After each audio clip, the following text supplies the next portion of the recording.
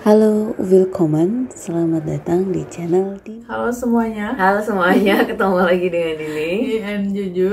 Juju and Dini. Suaranya udah mulai serak Din karena ini Iya udah dong. malam. Udah jam berapa ini? Kita jam 2 pagi Juju. Bentar lagi ayam berkokok. Berarti kalau ayam berkokok itu anak kecil udah pada bangun belum sih Maju? Ya belum dong, Iya. belum, masih ngompol Din. Masih ngompol. Ngomong-ngomong anak kecil, ini aku mau nyambungin ke trauma masa kecil atau inner child trauma Baju. Inner child trauma atau wounded inner child gitu-gitu. Jadi itu Inner child yang terluka. inner child ini bener-bener yang mempengaruhi kehidupan kita ketika Iya, kita dewasa betul, ya. Inner betul. child itu memang biasanya sih dialami oleh orang dewasa, di mana sebenarnya inner child ini Hidup masih ada hidup di di dalam dalamnya. diri kita, masa-masa kecil, trauma masa kecil Betul. kita, hal-hal yang tidak menyenangkan di masa kita kecil masih kebawa gitu kan intinya. benar. Cuma di-repress aja, di-repressnya kelawan.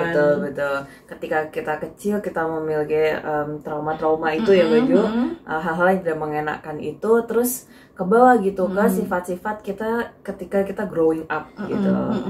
Dan itu sebagian besar merugikan ya. Betul, iya. Karena inner child itu memang ada yang positif ada yang negatif gitu. Tapi banyak kan memang yang trauma karena trauma itu kan pasti nggak enak ya Baju.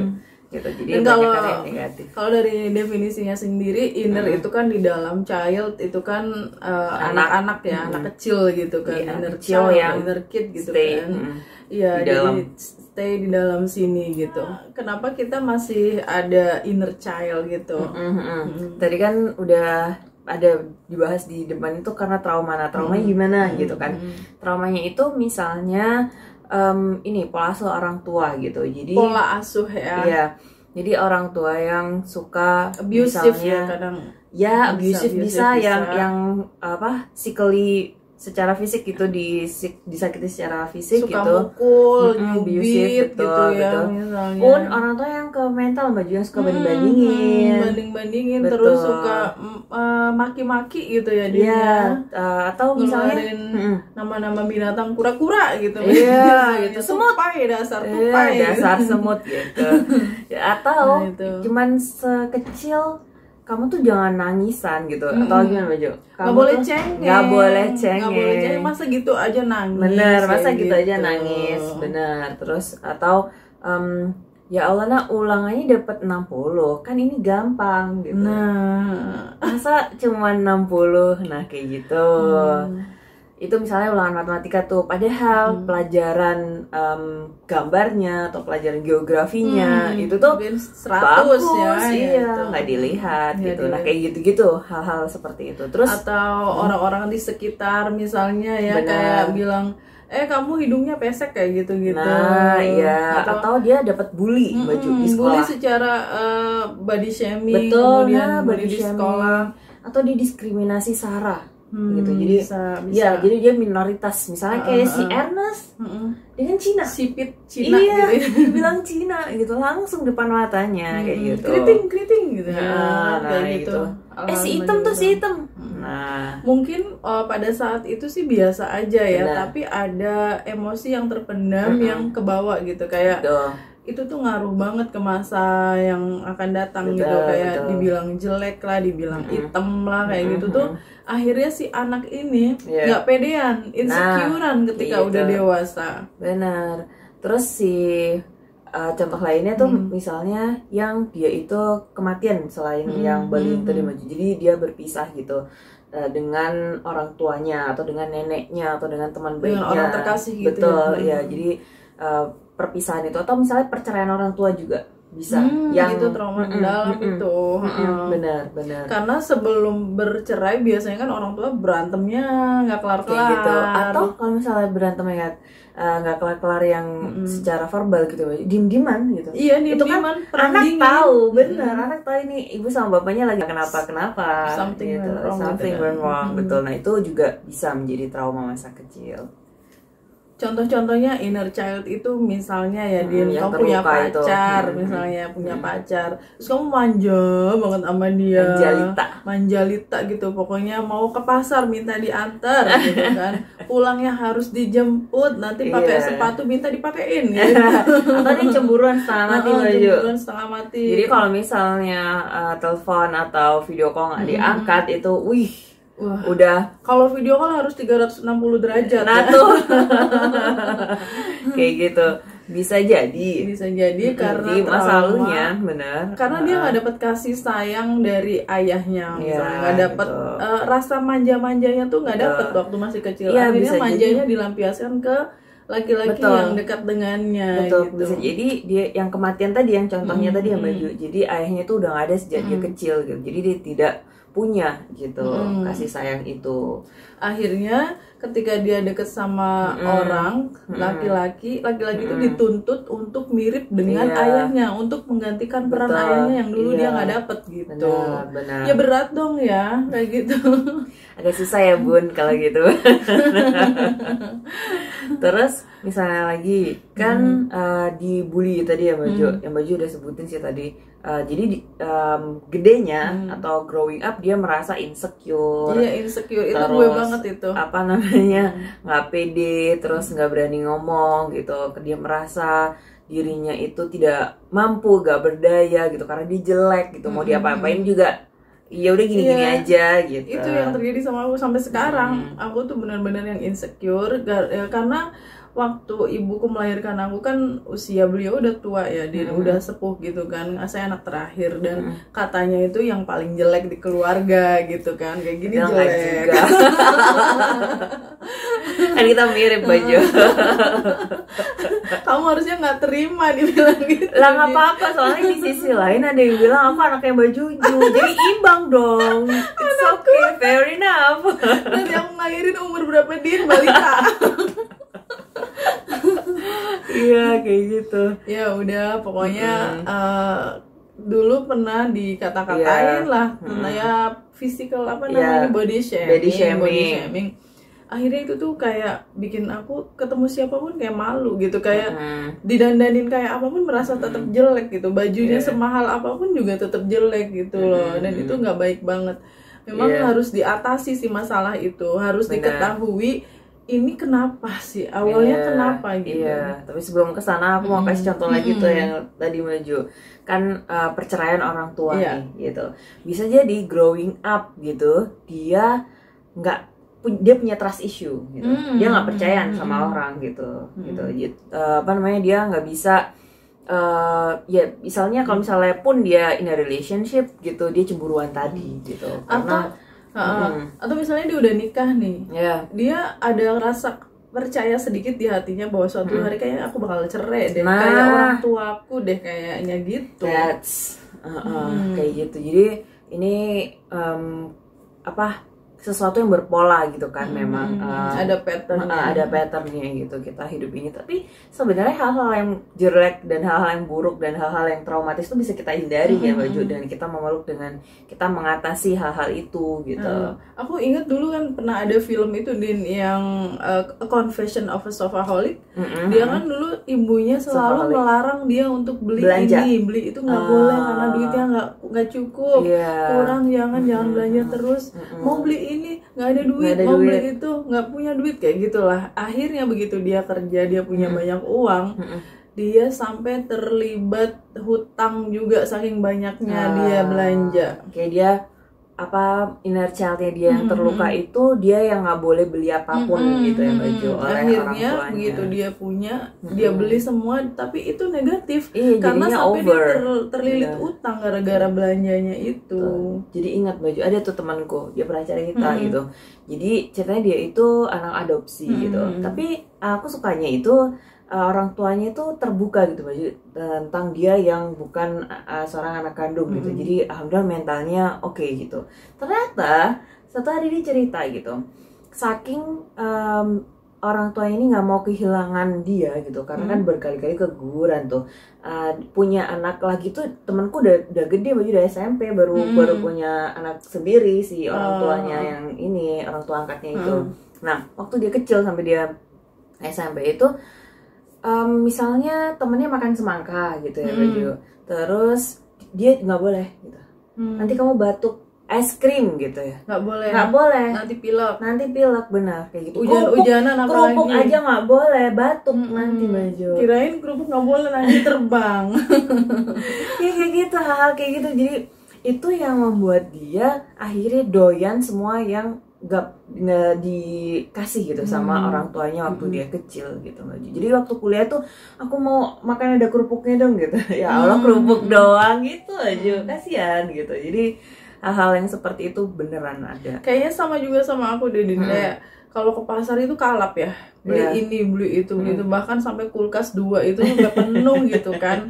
Ya selain karena memang untuk tujuan konten, tapi aku ngerasa ada sesuatu yang salah nih dalam inner child aku. Kayaknya itu ada inner child karena dulu sering diajak emak gue ke pasar. Itu tuh mau beli ini nggak bisa, duitnya nggak ada. Mau beli itu jangan yang murah aja, atau beli buah apa yang udah jelek aja soalnya duitnya nggak cukup kayak gitu. Akhirnya begitu saya punya uang belanja di pasar, semua gue beli. Udah nggak usah ditawar, sini yaudah berapa gitu. Kalau menurut psikolog nih ya Din, katanya inner child itu terbentuk di masa usia 6-7 tahun. Jadi 6-7 tahun menurut George Bernard Shaw ya. Itu tuh lagi absorb everything, lagi benar-benar menyerap semua memori yang ada pada saat itu, ketika itu. Jadi pada saat itu dia trauma, ya sampai dewasa dia akan keingat itu atau disimpan menjadi inner child-nya mereka gitu, atau kita gitu kan. Betul. Tapi ternyata diingat-ingat lagi usia 6-7 tahun.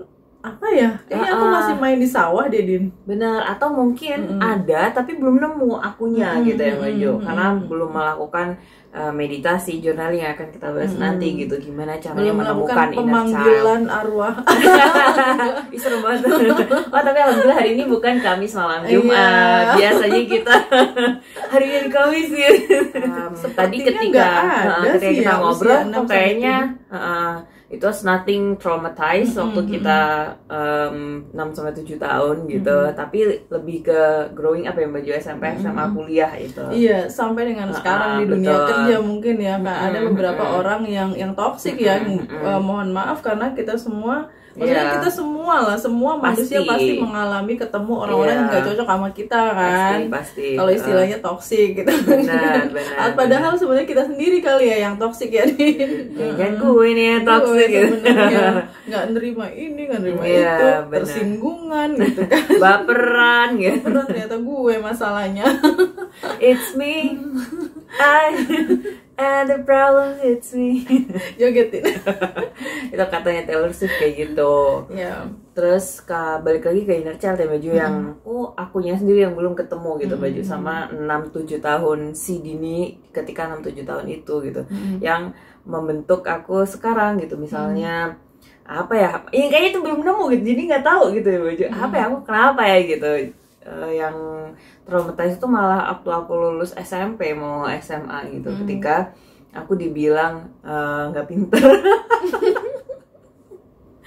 Gitu aja, masa nggak bisa gitu.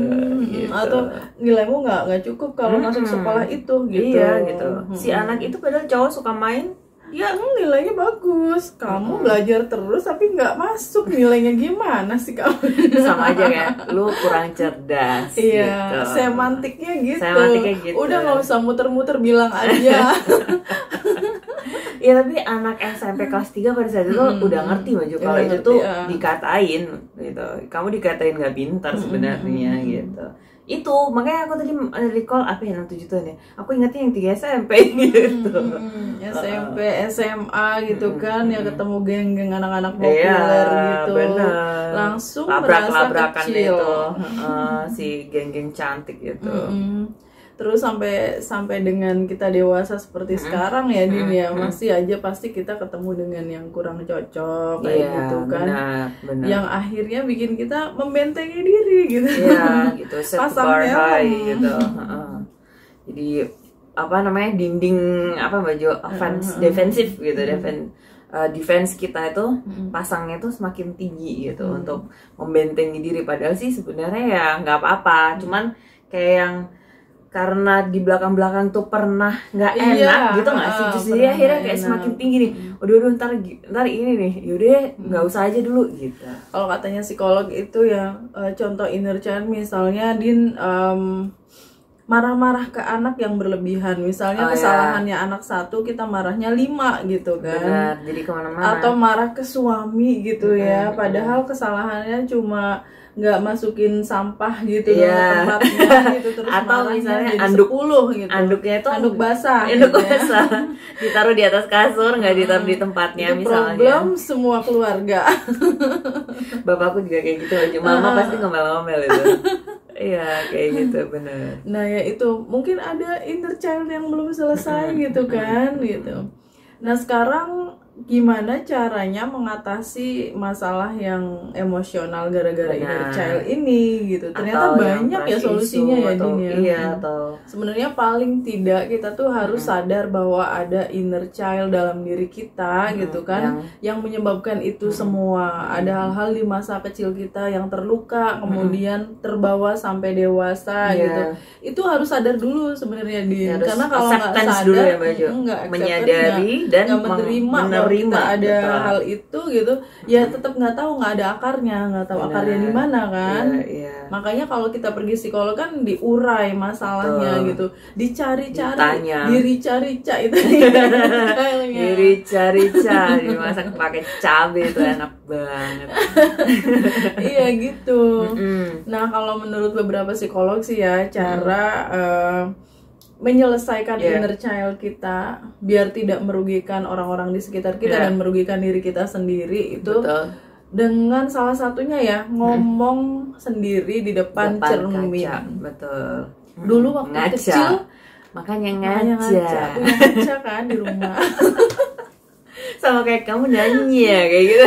Kamu bertanya-tanya. Terus ngaca kan. Ngaca sambil ngomong ke diri kita sendiri. Ke inner child kita gitu. Dulu waktu kecil tuh kita tuh sakit hati apa aja sih gitu. Gitu. Dikeluarin lagi gitu. Kayak dibuang sampahnya gitu. Benar. Pernah memunculkannya itu. Tapi kan kamu pernah nggak ngomong sendiri depan cermin terus? Aku ngomongnya paling gini. Gue kayaknya udah hilang nih jerawatnya gitu. Bekasnya udah mulai memudar kayak gitu doang aku ngomongnya. Ternyata cantik ya. Gitu. Terus apa namanya, ketika Mbak Juju bilang itu dengerin deh ini gitu, itu waktu aku dengerin podcast banyak yang tentang inner child gitu, aku jadi tertarik Mbak Ju. Aku jadi pengen melakukan meditasi, kan salah satunya juga meditasi kan, selain ngaca sambil ngomong dengan diri sendiri, mengatasi gitu. Inner child itu dengan cara meditasi, mendengarkan gitu. Musik yang dari psikolog kayak itu ya. Betul juga ini nafasnya, tarik napas, buang napas kayak orang yoga. Benar, kayak 4 terus ditahan 7 berapa atau ada hitungannya gitu. Terus selain itu juga journaling Baju. Apa itu? Journaling, menulis dear diary kayak gitu. Nulis di Tumblr ya. Iya dong, aku barusan publish itu tentang yang kemarin. Jadi itu journaling juga gitu, sekreatif mungkin, sebanyak mungkin dikeluarin gitu. Dikeluarin semuanya. Benar.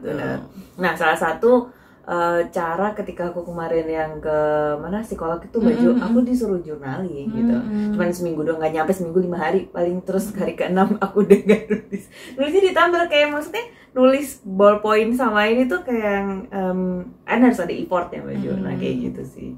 Jadi, nah itu juga salah satu caranya lagi, datang ke psikolog. Nah betul. Kamu tahu Boy William kan? Iya. Boy William kan itu dia introvert ya, dia sulit untuk menceritakan masalahnya ke orang lain, meskipun di luar dia kelihatan kayak orang ekstrovert ya, lucu, seru, dengan siapa aja dia asik, padahal sebenarnya dia sangat introvert dan sangat tertutup dengan perasaannya. Nah terus dia ke psikolog Din. Nah di psikolog itu dia disuruh cerita apa aja, disuruh cerita dalam 1 minggu ini. apa yang terjadi dalam 1 minggu. Misalnya ngelihat kucing di dapur, ngelihat ada tumpukan baju apa, diceritain aja semuanya. Jadi kayak jiwa yang udah penuh itu dikosongin lagi gitu di psikolog itu. Dan di psikolog itu kan kita cuma cerita tanpa membutuhkan feedback ya, kayak ya boleh feedback nanti secara profesional kan sebagai psikolog kan, tapi juga ada masa ketika kita cuma ngeluarin aja, benar banget, cuma buang aja gitu, kayak cerita, udah cerita apa aja sejujur-jujurnya sampai lega gitu kan. Benar. Oke, buat teman-teman yang masih punya inner child, segera diselesaikan atau paling enggak diakui dulu. Oh iya ya, waktu kecil aku dulu kayak gini, aku merasa sakit hati waktu kecil tuh gini, sampai ke bawah-bawah gitu kan. Itu di accept dulu ya, diterima dulu, kemudian cari solusinya. Terus diakui, terus habis gitu itu mungkin bisa melakukan beberapa cara tadi, bisa ngomong sama di cermin, terus journaling atau meditasi tadi, dan banyak banget konten-konten yang psikolog ya. Nah kalau misalnya masih butuh gitu bantuan atau masih belum bisa mengeluarkan inner child-nya gitu, ya datang ke psikolog. Nanti psikolog lebih tahu solusinya. Karena mereka ada pro ya baju. Iya, dan masing-masing orang kan masalahnya berbeda dan psikolog tuh paham mengatasi itu gitu. Oke, thanks for watching. Ketemu lagi di video selanjutnya. Bye. Bye. Thank you for watching. Cheers.